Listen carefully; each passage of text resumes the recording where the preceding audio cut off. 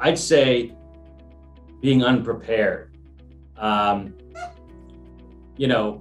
We preach to all of our attorneys and staff that before we ever go into a deposition, into a courtroom for something, we've got to be prepared. And I see a lot of other attorneys who do what I do who are not prepared. And it's obvious. And they stumble and they fumble, and it's unimpressive to a client, to your own client, to a judge or a magistrate. So I'd say being fully prepared, and that takes work. I mean, that takes, if you're tired at the end of the day and you've got a hearing in the morning, that takes getting up in the middle of the night to study your file, or staying late at the office to make sure you've got, all the details of things. Because we got a lot of cases, a lot of balls up in the air, a lot of facts to remember. So you got to be prepared. Well, I think the biggest one, and probably one that newer lawyers tend to make, is just assuming that opposing counsel is the enemy and treating the other attorney that way from the outset. A good working relationship with the attorney on the other side of the case results almost 100% of the time in better outcomes for the client at a lower cost. And so developing those relationships, making sure that you live up to your promises as an attorney and that other people know that they can take you at your word, is not only a professional benefit for you, but it's a huge benefit for your client, and clients figure that out, and that's what gets you continuing referrals.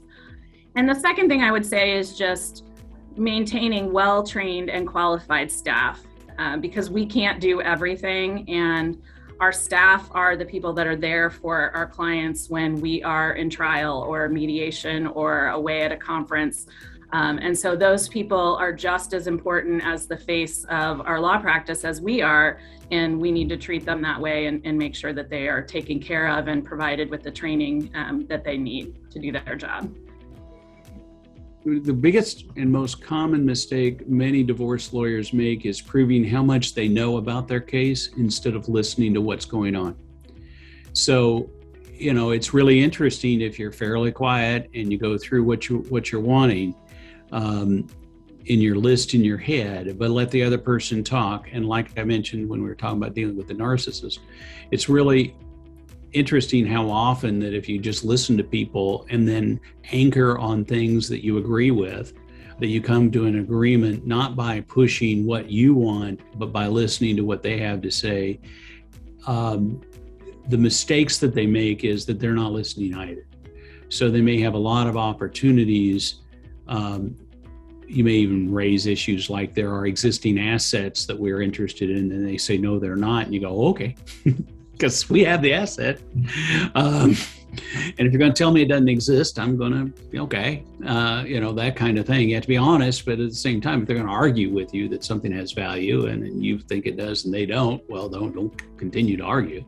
But it really is this issue of thinking you know so much that you're going to dictate and control how the situation's going when you're often either have a very diluted view or a error-filled view of what is going on. One mistake is to dabble in family law. Everyone thinks I can do this. It's just, it's family law. It's simple. If you don't do a lot of it, don't dabble. Why commit malpractice? I'm not a foot surgeon. Why would I go try to set your broken ankle? Even if I was a doctor, if I'm an oncologist, I'm not fixing a broken ankle. If I'm a podiatrist, I'm not going to fix, a throat cold or whatever. Do what you're good at. So number one is don't dabble. And then if you are a divorce lawyer and that's all you do, get experts. If there's a lot of money involved, hire an expert. If you're not lucky enough to hire a lawyer like Miles Mason, who happens to also be a CPA and understand and wrote the book on forensic accounting, right? Then if you're a divorce lawyer and you don't understand finances like that, hire a forensic accountant to understand what the money's really worth. What's the value of the money that's in that retirement account? How much money did he have before the marriage, and did that money grow because of the market, or did it grow because of his marital effort? What's the business worth? Get a business valuation expert. Don't be afraid to bring in experts, even if they're going to cost money. And that means you earn less money. It doesn't matter. You got to do what's right by the client. So those are the mistakes. I see lawyers saying, I can understand the tax return. I can figure it out. I don't need no CPA. And that's when someone like Miles Mason outsmarts them and takes them for a ride.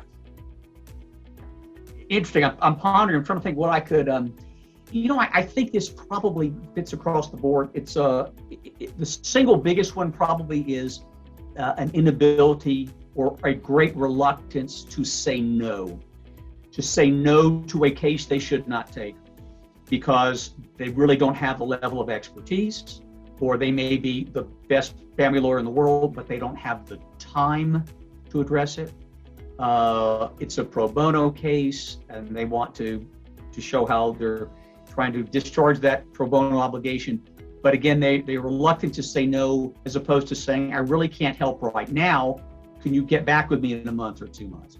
So that reluctance to say no can get them in a lot of trouble. It can also be to say no to a client. No, we are not going to follow that course of action. It is inadvisable, or worse, it's unethical. Can't do that. The next one, and I'm sure is kind of falls a bit into this, is the not recognizing limitations, not realizing when we need help. We need someone more experienced. We need a tax professional. We need a mental health professional. We need an appraiser, not realizing that there is someone else with expertise that we cannot supply that we need help with. So really not recognizing limitations. That also ties into the not recognizing our personal limitations. Most of us require some level of sleep, some proper nutrition, and we want to work hard, and that working hard is what got you to law school, through law school, out into a practice, and that's been a great thing. But when you start sacrificing your own health, you're not doing a service to your client. It's the old saw about on an airplane, if you're traveling with a child, put the oxygen mask on yourself before you attend to your child. If you don't have that oxygen mask on yourself, you're not going to be very good for very long. So I think that's probably the most common mistakes that family lawyers make. Number one, getting personally involved with the case. And clients want you to do that. They want you to empathize with them. And a lawyer years ago talked about the client's in a sinking ship, and that client wants you to get into that sinking ship with them. And as that lawyer said, if I did that, we both go down, we both drown. I need to stand on the dry pier and throw you a life preserver. So getting personally involved is a huge mistake. Being unprepared is a huge mistake. Ruminating on catastrophic results. Your greatest fear or your best hope rarely comes true. So don't lay up at night at 3 a.m. worried about some unlikely thing happening, because it's not likely to happen. And at the point that you're starting to do that with some regularity, and all divorce lawyers go through periods like that, it's time to take a vacation. So one of the things I insist on the lawyers in my office is getting away at frequent intervals. So don't grind yourself out working so hard that your anxiety takes over your life. Get away, have a life outside of the office, maintain good balance, exercise, all that good stuff. I recommend journaling as an exercise for new lawyers. I spend 15 to 20 minutes every morning journaling, and I meditate 20 minutes a day, and that's kind of how I keep my equilibrium. And another thing that has really changed my life for the better that I recommend to all the lawyers in my office is to study some classic Roman Stoicism. Marcus Aurelius wrote a book called Meditation. Seneca wrote books, Epictetus. These are Roman philosophers who were Stoics. And the Stoics basically say, learn what you can control and what you can't control, and let the stuff you can't control go. It's a good way to kind of quell your anxiety. So, I could talk about this, and I coach and mentor all the lawyers in my office and lawyers at the Trial Institute where I teach. So it's a topic I'm interested in. Most family lawyers, including myself, struggle with certain aspects of the practice because certain aspects of divorces are essentially project management. Your goal is to get a settlement. You got to negotiate that settlement. You got to write that settlement. And before you write that settlement, you need to know what your client wants, and you got to know what your client has. And for that, you need information and documents. So all these things flow sometimes in a natural order. And so the more you can get done at the front end of what you're going to need on the back end, the less expensive it's going to be. What is it? It's good old-fashioned project management, okay? Which a lot of lawyers, including myself, I had no training in project management. I had to go learn it. And so the tools and techniques that we use are essentially could be the same as a manufacturer. We got to get the information. Now, then there's other parts that's part art and part science, which includes negotiation. So learn about project management if you're a family lawyer.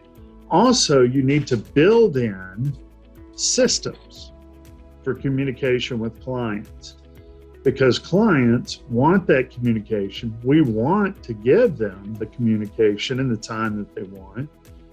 But the fact of the matter is, as family lawyers, we're not always in charge of our own time because of judges, emergencies, domestic violence, child abuse. And there are just 100 times in a year where we have to stop what we're doing, shift gears, and move to a different problem. And that interferes tremendously with our ability to communicate with our clients, even when we want to. Because there's only so much bandwidth we have as lawyers in any given day, and any family lawyer who is honest with you will tell you that that bandwidth gets used up pretty much by 4, 5, 6 o'clock, depending on when you started your day. Could be even earlier than that. And so we do as much as we can for every client, managing our time as best we can, at the same time managing these projects, getting the right thing done at the right time, in the right order, for the right reason, as well as communicating with the client. And so the best way for a client to benefit is to understand some of those constraints and have safety valves, namely people, places, procedures, in order to speak with the lawyer, because most clients don't need you right that second. They just need you within 3 to 5 business days. And they need to know that they're on your calendar, and if everything goes right, they're going to have that hour of uninterrupted time, which is very, very important, because as a lawyer, I've got to focus on that particular problem for that period of time and only focus on that, or I'm going to miss something. I'm going to make a mistake, or my client's going to feel like I'm not fully engaged with them, which is just as bad. All right. So project management, communication systems are 2 of the most important aspects of practicing family law, of which they teach you nothing in law school.